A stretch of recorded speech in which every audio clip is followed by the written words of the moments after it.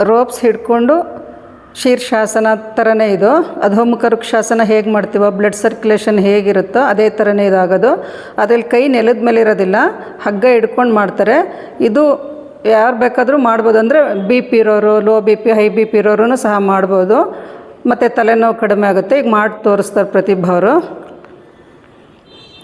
ಇದು ವಿತ್ ಗೈಡೆನ್ಸಲ್ಲೇ ಮಾಡಬೇಕು. ನೀವೇ ಮಾಡೋಕ್ಕೆ ಹೋಗಬೇಡಿ. ನಿಧಾನ ಕಾಲು ಮೇಲಕ್ಕೆ ತೊಗೋಬೇಕು, ಹಗ್ಗ ಕರೆಕ್ಟಾಗಿ ಹಿಡ್ಕೊಂಡಿರಬೇಕು. ಈಗ ಕಾಲು ಸ್ಟ್ರೈಟ್ ಇರುತ್ತೆ, ಟೋಸ್ ನೆಲದ ಕಡೆಗಿರಲಿ, ಇನ್ನರ್ ಎಡ್ಜಸ್ ಮೇಲಕ್ಕೆ, ಮುಖದ ಕಡೆಗೆ ಚೆನ್ನಾಗಿ ಬ್ಲಡ್ ಫ್ಲೋ ಆಗ್ತಾ ಇರುತ್ತೆ. ಯಾವುದೇ ರೀತಿ ಒತ್ತಡ ಇರೋದಿಲ್ಲ.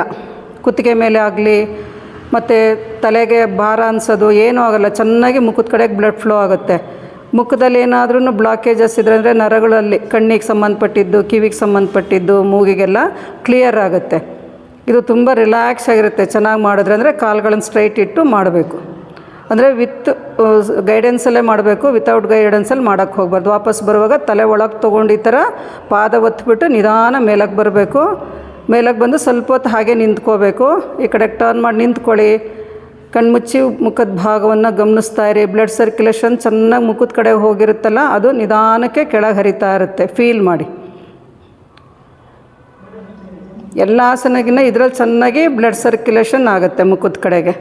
ಸ್ವಲ್ಪ ಹೊತ್ತಿದ್ದು ನಿಧಾನಕ್ಕೆ ಕಂಡುಬಿಡಿ.